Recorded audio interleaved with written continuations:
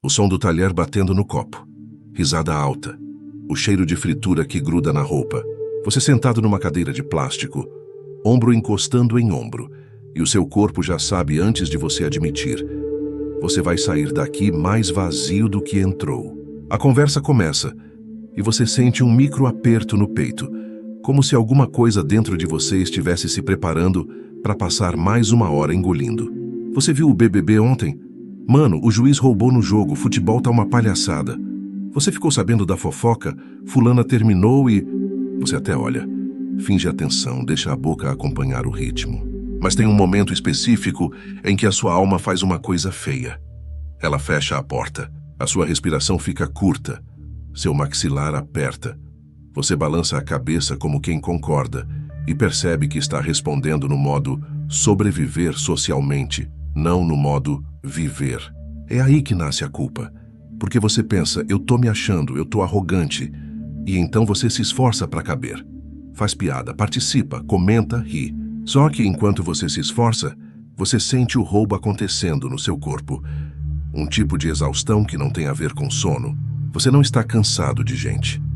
Você está cansado de se deixar entrar em lugares onde a sua mente vira lixeira. E o pior, você chama isso de convivência, quando na prática é só contaminação com nome bonito. Se você ficar comigo até o fim, não vai sair com dicas de comunicação. Você vai entender com uma clareza que incomoda porque isso não é orgulho, é incompatibilidade. E vai ver também por quê. Se você não tratar isso como higiene, você vai perder algo que ninguém consegue te devolver. Profundidade. No final eu vou te entregar um protocolo concreto para proteger sua mente sem virar eremita. Você inscreve, não para acompanhar conteúdo, para você marcar um ponto. Eu não vou mais chamar de normal aquilo que me adoece por dentro. Agora olha o que acontece depois. Você sai do lugar. O mundo fica silencioso por 2 segundos. E você sente um buraco. Você abre o carro, entra no ônibus, fecha a porta de casa e o primeiro impulso é preencher o vazio com mais ruído. Celular, vídeo curto, notificação, qualquer coisa. Não porque você quer diversão. Porque você está tentando lavar um gosto ruim que ficou na língua. Só que você não lavou. Você só colocou mais uma camada. E aqui está o que você não percebe. Cada vez que você faz isso, você ensina o seu cérebro que o desconforto de estar vazio é pior do que o desconforto de estar cheio de lixo. E é exatamente esse aprendizado que vai te manter preso nos mesmos lugares pelos próximos 10 anos. Cozinha do trabalho. Luz branca, copos descartáveis, café queimado. Alguém encosta e fala como quem joga uma pedra num lago. Vocês viram o que o chefe falou com o fulano? Nossa, eu ouvi tudo. E a roda se fecha. A fofoca começa com aquele prazer de agora vai.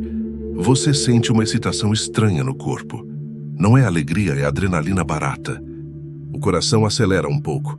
Você percebe isso e fica com vergonha, porque uma parte sua sabe. Isso é veneno com gosto de doce. E aí a conversa vai. As pessoas se inflamam, inventam intenções, colocam maldade onde não sabem. Riem, se indignam, voltam a rir. E você, por dentro, começa a sentir uma coisa pior do que irritação. Você começa a sentir contaminação. Porque quando você fica tempo demais num ambiente desses, seu cérebro aprende o ritmo, aprende a falar desse jeito, aprende a pensar desse jeito, aprende a sentir prazer nesse tipo de coisa. E aí, sem perceber, você vira alguém que você não respeita, não por escolha consciente, por convivência. Você volta para sua mesa e tenta retomar o foco, mas a mente está cheia de gente, cheia de opinião, cheia de nada.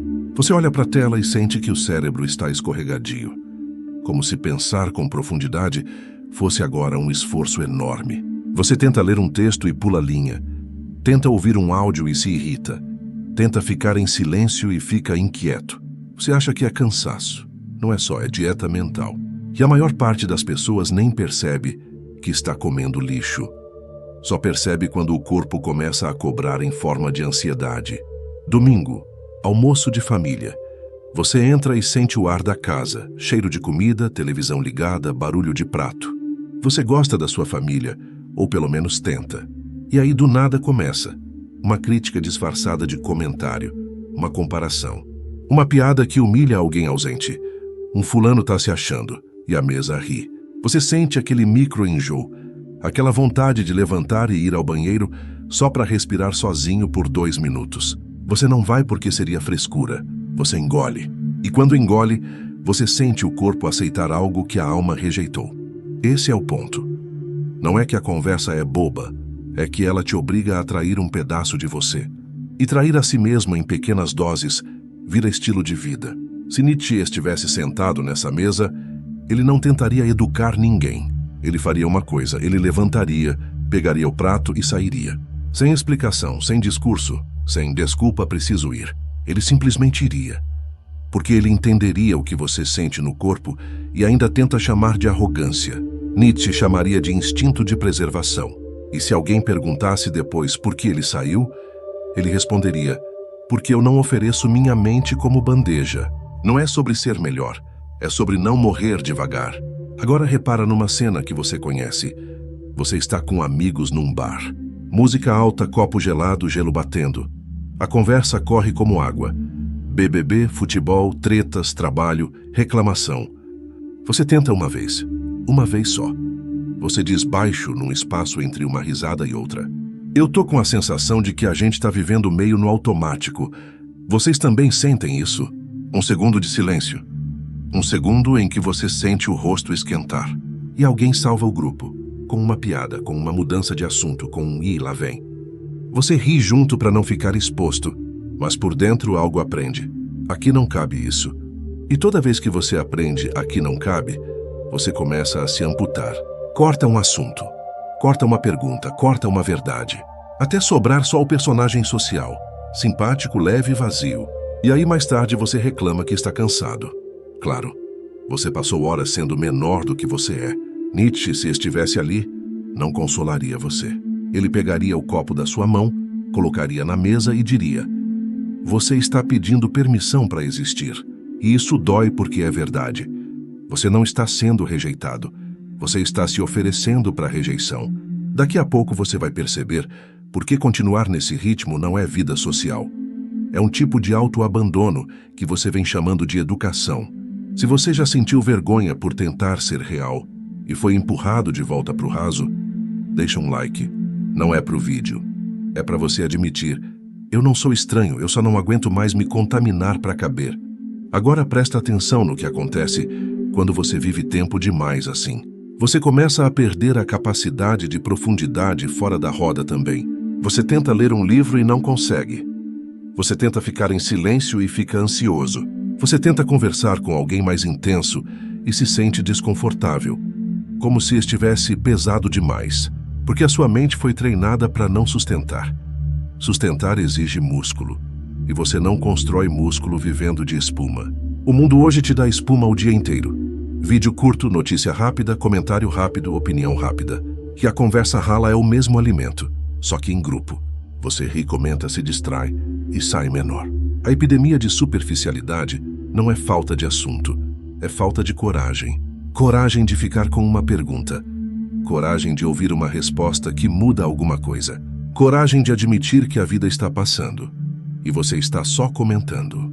Nietzsche diria: a maioria prefere a companhia ao despertar, porque despertar dói e companhia anestesia. Agora, cena rápida. Você chega em casa depois de um encontro social. Você deveria estar leve, mas você está irritado sem motivo. Você vai tomar banho e sente o corpo pesado, como se tivesse carregado algo que não é seu. Você deita e a cabeça continua repetindo frases dos outros. Não porque as frases foram importantes, porque sua mente foi invadida. E quando finalmente o silêncio vem, você percebe o que doeu de verdade. Ninguém te encontrou. Te viram, te ouviram, mas não te encontraram. E você também não encontrou ninguém, porque encontro exige profundidade. E profundidade não nasce onde todo mundo está com medo de parecer sério. Nietzsche, vendo você deitado e irritado, sem saber por quê, não te daria consolo. Ele diria: você se acostumou a chamar de convivência o que na verdade é abdicação. E aí vem a sua confusão interna. Mas se eu me afastar, vão dizer que eu sou arrogante. Você não quer ser arrogante. Você quer só não se sentir sujo por dentro depois de falar com pessoas. Só que a palavra arrogância virou arma. Ela é usada para manter todo mundo no mesmo nível, para punir quem tenta respirar fora da fumaça. E aqui está a virada silenciosa. Quando você se afasta do raso, você não está dizendo eu sou melhor. Você está dizendo isso me faz mal. E gente que ainda vive disso odeia ouvir, mesmo que você não diga, porque a sua distância vira acusação. Você vira um espelho. Nietzsche teria prazer nessa parte, porque ele entendia a crueldade do social. Muitos não querem sua presença, querem sua participação. Participação valida. Se você não participa, você quebra o rito. Você mostra que dá para não beber. E quem bebe todo dia prefere chamar você de arrogante do que admitir que está intoxicado. Agora presta atenção no que acontece quando você não pratica higiene mental. Você começa a aceitar sujeira como ar. Você começa a achar normal sentir drenagem. Normal sentir irritação. Normal sentir vazio. Normal se distrair o tempo inteiro. Aos poucos você perde o centro. E quando perde o centro, você vira alguém fácil de arrastar. Qualquer hype te puxa. Qualquer treta te prende. Qualquer opinião te sequestra.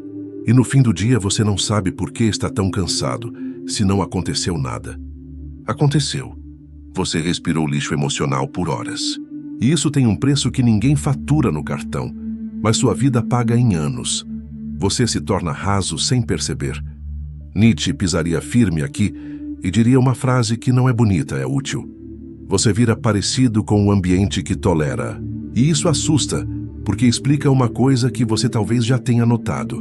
Depois de passar muito tempo com gente que vive de fofoca, você começa a reparar que sua cabeça também procura defeito nos outros. Depois de muito tempo em conversa de superficialidade, você começa a ficar impaciente com quem fala sério. Depois de muito tempo rindo de tudo, você começa a sentir que nada te toca. Isso não é fase, isso é adaptação. E a adaptação é o jeito mais elegante de morrer por dentro. Agora deixa eu te mostrar a consequência futura, para você entender por que isso é sobrevivência e não estética. Se você continuar se forçando a caber no raso por mais 5 anos, você vai ficar mais social, mais legal, mais de boa, e ao mesmo tempo você vai sentir algo sumir. Você vai perceber que você não se entusiasma mais com nada. Você não se irrita com nada. Você não ama com força. Você não pensa com profundidade. Você não sente com presença. Você vai virar alguém eficiente para o convívio e inútil para si mesmo. E aí, quando bater um silêncio grande, uma perda, um término, uma crise, uma doença, você vai descobrir que não tem interior para te sustentar. Porque você passou anos terceirizando sua atenção para a espuma. Nietzsche, sem piedade, diria: você quis ser aceito e pagou com a própria alma. Agora a pergunta que define sua vida social daqui para frente: você quer companhia ou quer compatibilidade? Porque compatibilidade não é achar alguém superior. É achar alguém que não exige que você se diminua para existir perto. E a maioria das pessoas não é má. Só é incompatível com profundidade. Elas vivem num ritmo diferente. Elas se alimentam de outra coisa. Elas querem leveza o tempo todo, porque qualquer peso revela o que elas não querem ver. E você não precisa odiar ninguém por isso. Mas você também não precisa morrer junto. Agora, no terço final, eu vou consolidar a saída num método único. Sem espalhar, sem discurso longo, com decisão e consequência. Isso tudo converge para um único método. Eu chamo de protocolo de higiene mental. Não é um manual para virar snob. É um conjunto de decisões para você continuar inteiro num mundo que te quer raso. São 4 decisões. E se você ignorar, você sabe o que acontece. Você volta a se contaminar e chama isso de normal. Primeira decisão. Você escolhe o que não entra. Antes de se enfiar numa roda, num grupo, numa conversa, você faz a pergunta mais simples e mais difícil. Eu saio disso maior ou menor? Se a resposta for menor, você não fica por educação. Você reduz tempo. Você encurta a presença. Você não precisa virar inimigo. Você só não oferece a sua mente como bandeja.